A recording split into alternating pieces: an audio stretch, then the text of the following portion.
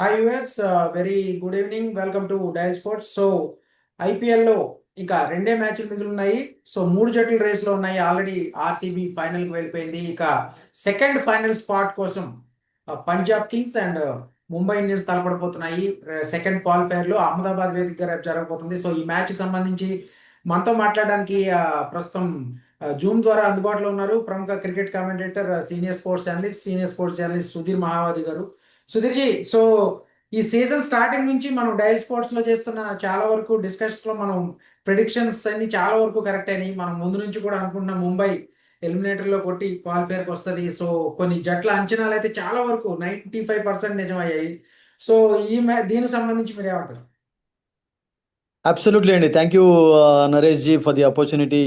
మీతోటి of course చాలా discussions చేస్తూనే ఉన్నాను మొదటి నుంచి కూడా, అండ్ డిఫరెంట్ ఛానల్స్లో. అండ్ ఇప్పుడు డయల్ స్పోర్ట్స్లో మీరు అన్నట్టుగా ఐపీఎల్లో మనం ఏదైతే ఎక్స్పెక్ట్ చేస్తూ వచ్చామో అన్నీ 95 కాదు 97% వరకు కరెక్ట్ అయినాయి ఇప్పటి వరకు.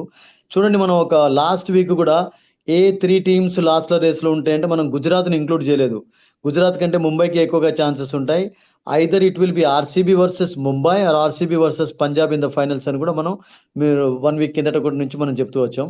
మ్యాచెస్ స్టార్ట్ కాకముందు, సస్పెన్షన్ తర్వాత, అది కూడా మ్యాచెస్ స్టార్ట్ అయినప్పుడు.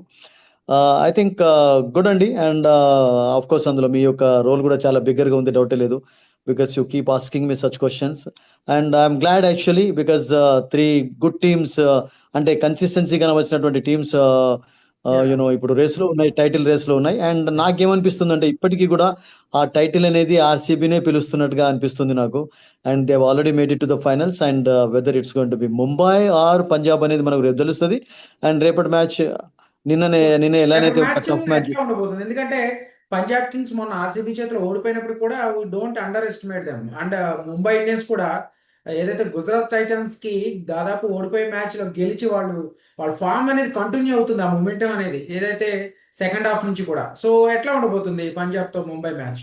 It all depends on power play అండి. నిన్న కూడా అదే పవర్ ప్లేలో కూడా, పవర్ ప్లేలోనే మ్యాచ్ యొక్క రూపం తెలిసిపోయింది మనకు. Because Mumbai were off to A fantastic absolutely. Start. That Hardik Pandya, మనం చాలా సార్లు చెప్తుంటాం ఇంపార్టెంట్ మ్యాచెస్లో నరేష్, టాస్ గెలిచిన తర్వాత బ్యాటింగ్ అనేది చాలా ఇంపార్టెంట్గా ఉంటుందని చెప్పి. And he did not actually hesitate to go for batting. And అక్కడ నేను అనుకుంటాను ప్లస్ పాయింట్ అయిపోయింది. ఎందుకంటే వికెట్ యాజ్ ఎక్స్పెక్టెడ్ అద్భుతంగానే లాస్ట్ వరకు ప్లే అయింది, అందులో డౌటే లేదు. కొంచెం స్లోగా అప్పుడప్పుడు కనబడింది కానీ, but it was a good wicket actually. చేజింగ్లో కూడా నేను అనుకుంటాను అంత కష్టపడ్డట్టుగా కనబడలేదు రియల్గా చెప్పాలంటే. శుభ్మన్ గిల్ ఫస్ట్ ఓవర్లో అవుట్ అయినప్పటికీ కూడా బౌల్డ్కు they really played well. Sudharsan was fantastic again. And అతనితోటి మనం చూసాం కపుల్ ఆఫ్ మంచి పార్ట్నర్షిప్స్ కూడా నమోదయ్యాయి. సో ఎక్కడ కూడా వాళ్ళు తడబడ్డట్టుగా కనబడలేదు. సుదర్శన్ అవుట్ అయిన తర్వాత యూనో మ్యాచ్ యొక్క రూపం మరొకసారి మారిపోయింది. అండ్ ఆ మార్క్స్ గ్లీసన్కి ఇవ్వాల్సిందే. బికాస్ ఫస్ట్ వాళ్ళు గ్లీసన్ ఆడిందా లేదా అన్నటువంటి ఒక సందిగ్ధంలో కనబడ్డారు. ఎందుకంటే అసలంక కొంచెం బ్యాట్ తోటి హెల్ప్ఫుల్గా ఉంటాడని చెప్పి. But they included M and ఈ రియలీ బోల్డ్ వెల్ అండి. ఈవెన్ లాస్ట్ ఓవర్ అతను వేసేటప్పుడు కూడా అతనికి సడన్గా ఐ థింక్ క్రాంప్ వచ్చినప్పటికీ కూడా హీ బోల్డ్. ఆ హాఫ్ కంటే ఎక్కువగా ఓవర్ వేయడం అనేది చాలా ఇంపార్టెంట్. అండ్ అందులో ఒక వికెట్ లభించింది, తక్కువ రన్స్ ఇచ్చాడు. And then of course Ashwani Kumar finish the over. So ఓవరాల్గా it was a good match actually. రేపు నేను అనుకుంటాను అట్లాగే కొనసాగవచ్చు. బట్ అగైన్ పంజాబ్ గ్రౌండ్ కాదు ఇప్పుడు ఆడేది, ఇప్పుడు అహ్మదాబాద్ లో కనుక అహ్మదాబాద్ లో బోత్ టీమ్స్ కూడా ఇది హోమ్ రియల్ గా గ్రౌండ్ కాదు. చెప్పాలంటే బోత్ టీమ్స్ కూడా కాదు ఇది హోమ్ గ్రౌండ్ కాదు. కాదు కాదు. అండ్ బట్ అహ్మదాబాద్ లో మీరు చూడండి, సీజన్ స్టార్ట్ అయింది కూడా పంజాబ్ కు ఇక్కడనే 243 అంత స్కోర్ చేశారు ఫస్ట్ మ్యాచ్ లో అగైన్స్ గుజరాత్. అండ్ గుజరాత్ కూడా ఆఫ్ కోర్స్ మంచి ధీటైనటువంటి జవాబు ఇచ్చారు వాళ్ళు. ఓడిపోయినా కానీ 230+ వరకు వాళ్ళు కూడా స్కోర్ చేయగలిగారు. సో ఇప్పటి వరకు అయితే అహ్మదాబాద్ లో మంచి బ్యాటింగ్ ఫేవరబుల్ కండిషన్స్ కనబడ్డాయి. చాలా 200+ స్కోర్స్ చూసాం నరేష్, రియల్ గా చెప్పాలంటే. బట్ ఫస్ట్ బ్యాటింగ్ చేసిన వాళ్ళకు కొంచెం అడ్వాంటేజెస్ ఎక్కువగానే కనబడ్డాయి. అండ్ రేపు కూడా మరి ఆ విషయంలో కెప్టెన్స్ ఎలా ఆలోచిస్తారో మనకు తెలియదు. Unless there is some help in the beginning for the bowlers. Batting first అనేది నేను అనుకుంటాను ఒక మంచి అది కావచ్చు. ఎందుకంటే మీకు ప్రెషర్ను ఇన్వైట్ చేసుకోకూడదు ఫస్ట్ ఆఫ్ ఆల్ యాక్చువల్లీ అది. సో అలా కావాలి అంటే ఐ థింక్ బ్యాటింగ్ ఫస్ట్ చేసి ఒక మంచి టోటల్ నమోదు చేయడం బెటర్. అండ్ పంజాబ్ కూడా నేను అనుకుంటాను అట్లా మ్యాచెస్ గెలిచారు. అండ్ ఈవెన్ పంజాబ్లో జరిగినప్పుడు కూడా వాళ్ళు చేసినటువంటి మిస్టేక్స్ను వాళ్ళు రెక్టిఫై చేసుకొని టాస్ గెలిచిన తర్వాత బ్యాటింగ్ చేయడం కూడా చూసాం. మనం ఆ ఎగ్జాంపుల్ కూడా చెప్పాం. ఆర్ఆర్ అగెనిస్ట్ బౌలింగ్ చేశారు, ఓడిపోయినారు. నెక్స్ట్ చెన్నై అగెనిస్ట్ టాస్ గెలిచిన తర్వాత అసలు యాక్చువల్గా బ్యాటింగ్ ఫస్టే మంచిదని చెప్పి వాళ్ళు ఆలోచించి అక్కడ బ్యాటింగ్ చేయడం చూసాం. నిన్న కూడా అదే జరిగింది చూసాం. పంజాబ్ ఫస్ట్ బ్యాటింగ్ చేసిన టీంకే కొంచెం అడ్వాంటేజ్ కనబడింది. బట్ ఇక్కడ అహ్మదాబాద్ లో కూడా నేను ఏమనుకుంటానంటే కీలకమైనటువంటి మ్యాచ్. ఇప్పుడు ఇది సెమీఫైనలే కదా, ఇది దాదాపుగా సెమీఫైనల్ లాంటి మ్యాచే కనుక ఎస్. ఎలిమినేటర్. ఇంకా ఒక మంచి స్కోర్ చేసినటువంటి టీంకు ఫస్ట్ బ్యాటింగ్ చేసే కానీ ఛాన్స్ ఉంటుంది. అండ్ నిన్నట్లాగానే నేను అనుకుంటాను ఎక్సైటింగ్ మ్యాచే ఉండవచ్చు. Because two teams are very strong on the paper. And మంచి బౌలింగ్ సైడ్ మంచి బౌలింగ్ ఉంది వాళ్ళకు, మంచి బ్యాటింగ్ ఉంది కనుక ఒక మంచి థ్రిల్లర్ అయితే చూసే ఛాన్స్ ఉంది అందరికి, Naresh. Okay, Mumbai Indians replacements కూడా బాగా వర్కౌట్ అయినట్టున్నాయి. జానీ బెయిర్స్టో ఏదైతే రికల్టన్ విల్ జాక్స్ వెళ్ళిపోయిన తర్వాత జానీ బెయిర్స్టో కానీ గ్లేసన్ కానీ వాళ్ళ రీప్లేస్మెంట్స్ ఎగ్జాక్ట్లీ సెట్ అయినాయి వాళ్ళకి. Yeah, didn't we talk about that? మొన్న మనం మాట్లాడుకున్నాం కదా, అంటే రీప్లేస్మెంట్స్ విషయం మాట్లాడినప్పుడు రియల్గా చెప్పానంటే రికల్టన్ తోటి ఈక్వల్ గా కాకుండా అంతకంటే మంచి రీప్లేస్మెంట్ దొబ్బించి. దట్ ఓన్లీ ఏంటంటే బెస్ట్ కొంచెం కన్సిస్టెన్సీ ప్రాబ్లం ఉంటుంది. But he played champion innings అండి నిన్న. అసలు యాక్చువల్గా ముంబైకి ఆ స్టార్ట్ లభించింది అంటే only because of his fireworks in the beginning. Couple of sixers అయితే అద్భుతంగా కొట్టాడు. అండ్ బిట్ ఆఫ్ లక్ కూడా ఫేవర్ చేసింది. రోహిత్ శర్మ ఫస్ట్ ఓవర్లోనే క్యాచ్ డ్రాప్ కావడం, ఫైన్ లెగ్ లో కోర్స్ డ్రాప్ చేయడం. ఆ తర్వాత కుషాల్ మెండిస్ కూడా వికెట్ల వెనకాల అంత స్ట్రాంగ్ గా కనబడలేదు. ఫస్ట్ టైం ఆడాడు IPL లో. Is a good keeper, good batter. Batting లో పాపం చక్కగా ఆడుతున్నప్పుడు హిట్ వికెట్ కావడం చూసాం. బట్ మీరు అన్నట్టుగా బేస్టో యొక్క innings was very helpful actually. And మంచి స్టార్ట్ ఇచ్చాడు అతను. అండ్ అతడు మొమెంటం రిధంలో ఉన్నప్పుడు ఆడడం చాలా కష్టం అవుతుందండి. బికాస్ ఈ సచ్ ఎ ప్లేయర్. ఒకసారి బాల్ ని హిట్ చేశాడంటే ఫ్రీగా nobody can stop him. He has that ability.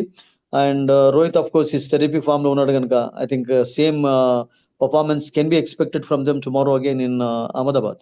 Okay, Punjab Kings batting order గురించి ఏం చెప్తారు? అయితే 101 కి ఆల్అౌట్ అయింది ఆర్సీబీ మీద ఫస్ట్ క్వాలిఫైర్ లో. సో ప్రభ్ సిమ్రన్ సింగ్ కానీ, ప్రియాన్ షారే కానీ, శ్రేయస్ అయ్యర్, స్టోయినిస్, సో వీళ్ళందరూ బ్యాటింగ్ లైనప్ మరి ఏమైనా కంబ్యాక్ ఇచ్చే అవకాశం ఉందంటారు? ఎందుకంటే it is a final match. ఇంకా ఫైనల్కి వెళ్ళాలంటే ఓన్లీ వన్ హడిల్ కాబట్టి వాళ్ళకి. So mostly we can expect ఒక మోర్ రన్స్ అనుకుంటా వాళ్ళ నుంచి. కరెక్టే మీరు అన్నట్టుగా. బట్ అక్కడ నాకు ఏమనిపించిందంటే చూడండి, పంజాబ్ కింగ్స్ చేస్తున్నటువంటి కొన్ని యూనో తీసుకున్నటువంటి కొన్ని డెసిషన్స్ ప్రతిసారి వాళ్ళకి వర్కౌట్ కాలేదు. చూడండి, స్టార్టింగ్ లో రిక్కీ పాంటింగ్ ఎప్పుడైతే వధేరాను సెకండ్ డౌన్ తీసుకొని వచ్చాడో అది హిట్ అయిపోయింది వాళ్ళకి. రియల్గా చెప్పాలంటే Wadhera really played well in that position లో. చాలా చక్కగా ఆడాడు. టైం ఉండింది అతనికి. కొంచెం స్టార్టింగ్ లో కూడా స్లోగా ఆడుతూ, అంటే మంచి సర్కమ్స్పెక్ట్ గా ఆడుతూ మంచి ఇన్నింగ్స్ ఆడడం చూసాం. బట్ ఇప్పుడు ఇంగ్లీష్ వచ్చిన తర్వాత ప్రాబ్లం ఏమైపోయిందంటే ఇంగ్లీష్ మిడిల్ ఆర్డర్ లో ఆడడం కొంచెం కష్టంగా ఉంటుంది. ఎందుకంటే 50-50 ఓవర్లో అయితే కొంచెం టైం తీసుకొని ఆడగలుగుతాడు.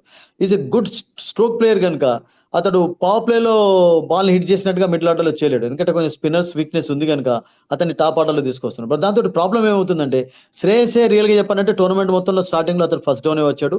అండ్ చివరి వరకు ఉండి మంచి అది చేశాడు. సో అక్కడ కొన్ని మార్పులు వాళ్ళు చేయాల్సి వచ్చింది. ఆ మార్పులలో కొంచెం అడ్జస్ట్మెంట్ వాళ్ళకి వర్కౌట్ కావటం లేదు.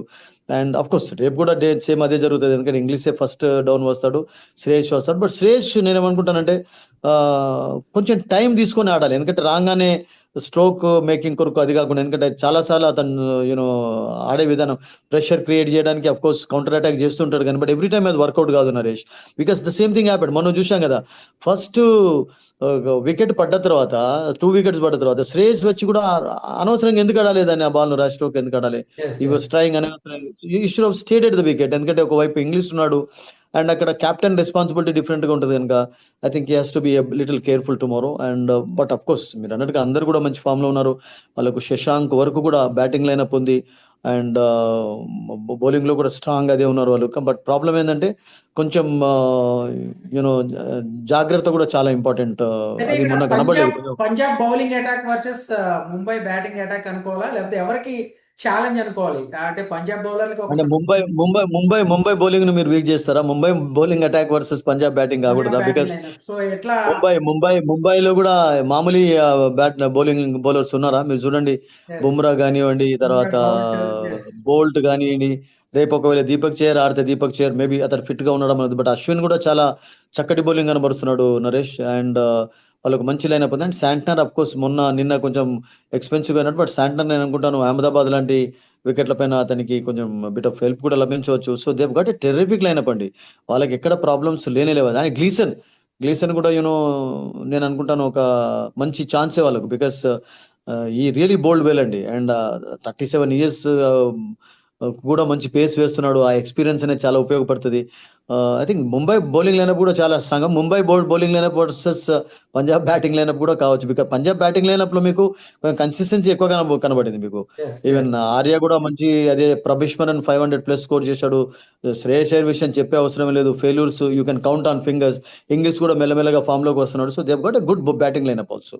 ఓకే, ప్లే ఆఫ్స్ లో మనం చూసుకుంటే కనుక న్యూ చండీగఢ్ లో ఏదైతే ముల్లాన్పూర్ ఒక ఫస్ట్ మ్యాచ్ లో 100 లో స్కోర్, తర్వాత మ్యాచ్ లో హై స్కోర్, మరి ఇప్పుడు మొత్తం అంతా షిఫ్ట్ అయిపోయింది. అహ్మదాబాద్ లోనే final match and second qualifier జరగబోతుంది. సో పిచ్ రిపోర్ట్ ఎట్లా ఉండబోతుంది?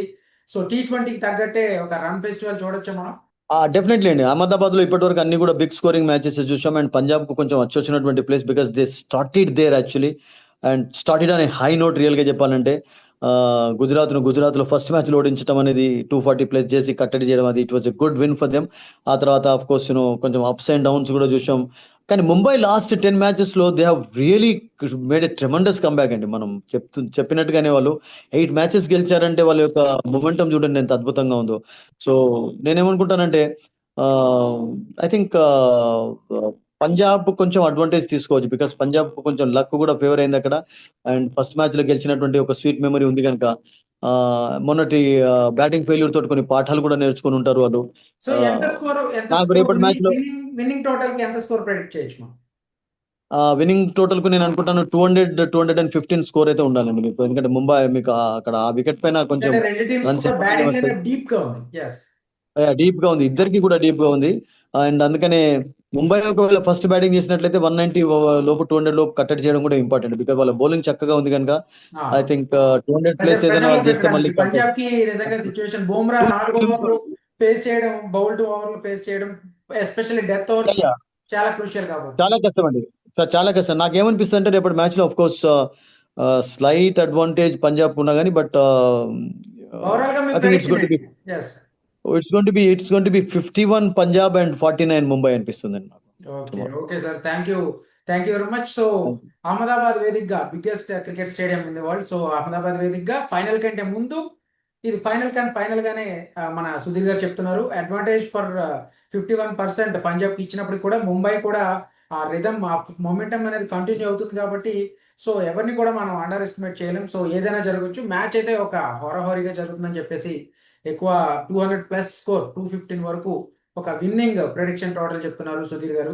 సో ఇది Mumbai versus Punjab Kings match కి సంబంధించి సెకండ్ క్వాలిఫైర్ సంబంధించిన preview. Keep watching dial sports.